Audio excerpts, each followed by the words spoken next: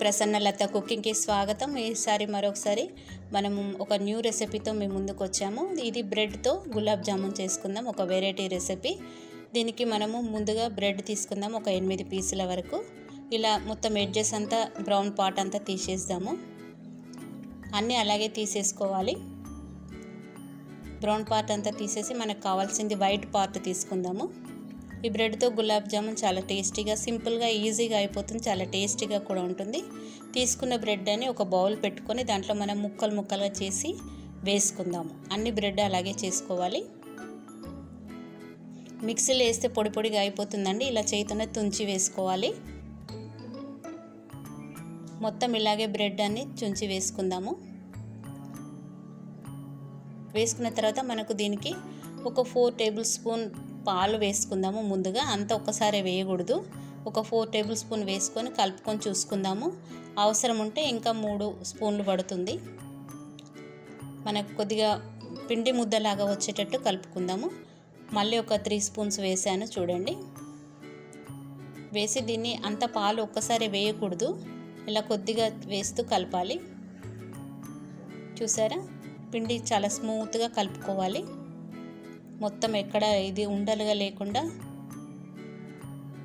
మళ్ళీ అవసరమైతే కొద్దిగా 1/2 స్పూన్ అంత పాలు వేసి దీన్ని స్మూత్గా ఎక్కడ పగులు లేకుండా కలుపుకోవాలి. చూసారా, గులాబ్ జామున్ పిండి లాగానే వచ్చింది. దీనికి మనం ఒక స్పూన్ నెయ్యి వేసి కలుపుకుందాము. అప్పుడు సాఫ్ట్గా పగలకుండా వస్తుంది ఉండ. చూసారా ఎంత స్మూత్గా ఉందో పిండి. బ్రెడ్లా కనపడడం లేదు కదా. దీన్ని కొద్దిగా 2 మినిట్స్ ఇలా మర్దన చేస్తూ పిండిని మనం కలుపుకోవాలి, ఎక్కడ పగులు లేకుండా, క్రాక్స్ రాకుండా. ఇప్పుడు మనం దీని లోపల స్టఫింగ్ కోసము ఒక బ్యాటర్ తయారు చేసుకుందాము. దీనికి ముందుగా 4 స్పూన్ల ఎండు కొబ్బరి పొడి తీసుకుందాము. ఇది లోపల పెట్టి మనము గులాబ్ జామున్ చేస్తే చాలా టేస్టీగా బజార్లో కొన్న దానిలాగా వస్తాయండి. వీటికి చిన్న చిన్న ముక్కలుగా చేసుకున్న కాజు ముక్కలండి. ఒక 3 స్పూన్స్ వరకు ఉంటాయి. చాలా చిన్నగా కట్ చేసుకోవాలి. దీన్ని కూడా మనం కొబ్బరి ముక్కలో ఇలా సన్నగా కట్ చేసి, ఎంత సన్నగా అంటే అంత సన్నగా కట్ చేసుకొని వేసుకోవచ్చు. కొబ్బరి పొడిలో వేసుకుందాము. ఇది వేయడం వల్ల స్టఫింగ్ చాలా టేస్టీగా ఉంటుంది. దీన్ని ఇలా కలిపేసుకొని కొబ్బరి పొడిలో, ఇప్పుడు దీనికి మనం కొద్దిగా ఒక ఎల్లో ఫుడ్ కలర్ వేసుకుందామండి. కొద్దిగా ఒక ఏమంటారు పించంతా వేసుకుందాము.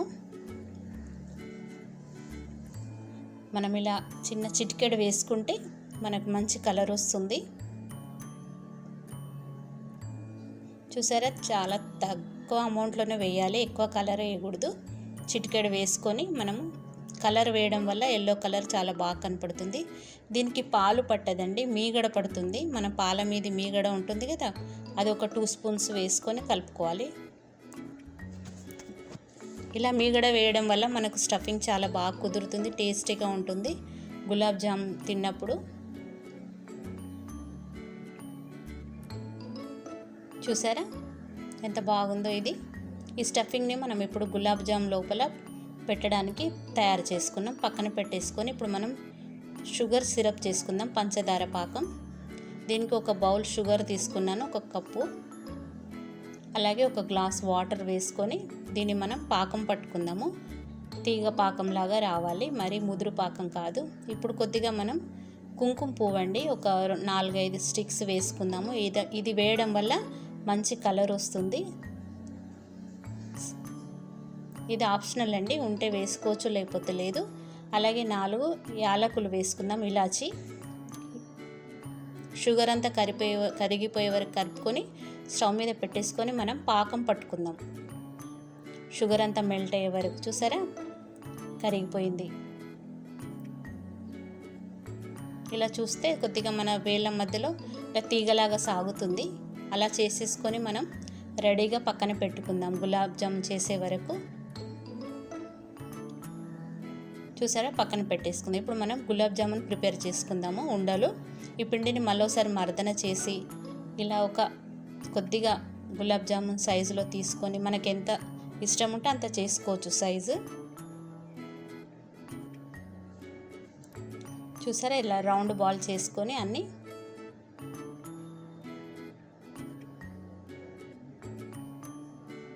మనకి ఇష్టమైన సైజులో చేసుకోవచ్చు.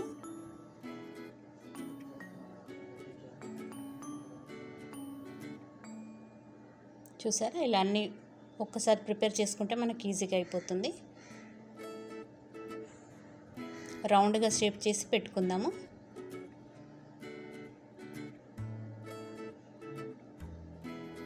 ఇప్పుడు ఒక్కొక్క బాల్ తీసుకొని చూపించిన విధంగా కొద్దిగా మనము కాజుది తయారు చేసుకున్నాం కదా ఎల్లో పేస్ట్, అది మధ్యలో పెట్టేసి మళ్ళీ దాన్ని మూసేద్దాం.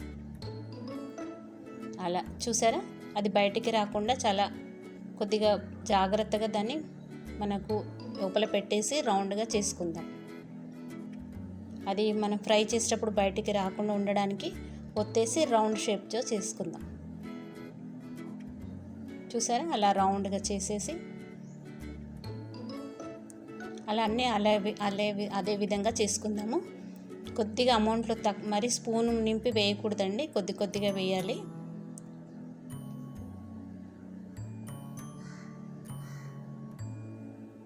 చూసారా ఇలా చేసి ఎక్కడ పగుళ్ళు కానీ అవి కానీ లేకుండా ఇలా చేసేసి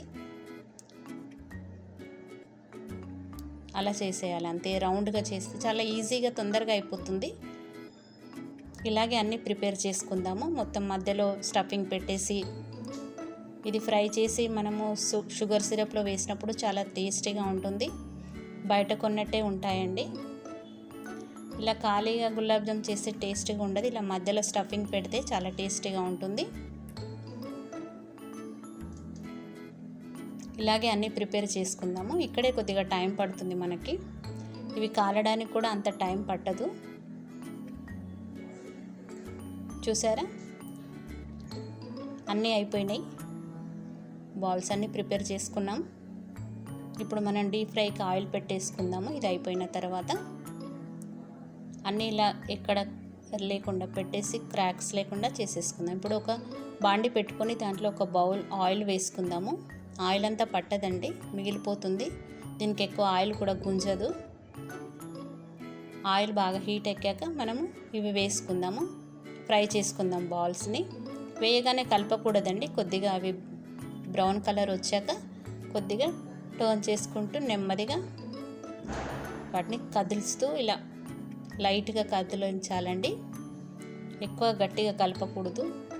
చూసారా తొందరగానే బ్రౌన్ అయిపోతాయి ఇవి. మనం షుగర్ సిరప్ కూడా కొద్దిగా గోరువెచ్చగా చేసుకోవాలి. చూసారా చాలా తొందరగా ఈజీగా రెడ్ వచ్చేస్తున్నాయి, కలర్ చేంజ్ అవుతున్నాయి. చూసారా ఇలా లైట్ గోల్డెన్ కలర్ వచ్చాక తీసేసుకొని సిరప్లో వేసుకోవాలి. చాలా తొందరగా ఈజీగా అయిపోతుందండి. మనకి ఎప్పుడైనా గులాబ్ జామ్ తినాలన్నప్పుడు ఇంట్లో బ్రెడ్ ఉంటే సరిపోతుంది, ఇలా చేసుకోవచ్చు.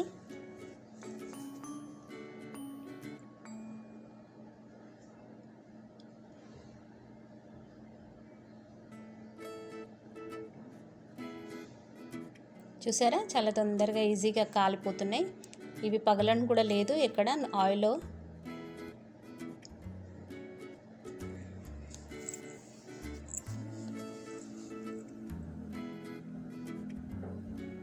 చూసారా తొందరగా కాలిపోయినాయి. టర్న్ చేస్తూ మనం ఇలా వాటిని రౌండ్గా కాల్చుకోవాలి, ఫ్రై చేసుకోవాలి. చాలా తొందరగానే ఇవి వేగిపోతాయండి, గోల్డెన్ బ్రౌన్ వస్తాయి. వీటిని అన్నిటిని మనం షుగర్ సిరప్లో వేసుకొని ఒక హాఫ్ అన్ అవర్ పెట్టేసుకుందాము. ఫ్రిడ్జ్లో అయినా పెట్టేసుకోవచ్చు, బయట అయినా పెట్టేసుకోవచ్చు.